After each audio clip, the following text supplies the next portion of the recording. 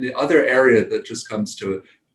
mind as far as just a very traditional field that's being reinvented based on some of the trends you're talking about is the out of home space. And I was actually just having a conversation this week with some that just had access to static billboards and they're planning what they're going to do with them. And so I was like, well, there are two approaches that I think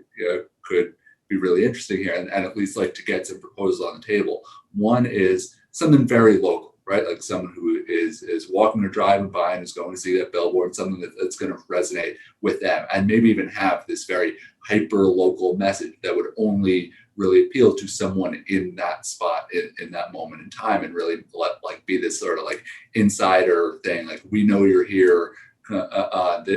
like almost like we're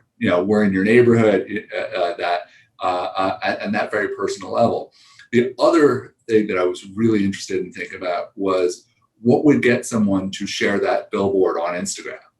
And so much of the exposure for out of home right now is being driven heavily by Instagram and also Twitter and all kinds of social channels. But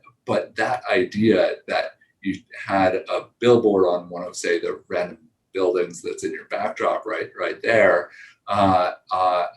that maybe it would just be someone walking through the garment district would see this kind of thing for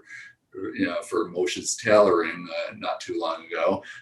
then now it's the kind of thing that the whole world could wind up seeing, and it just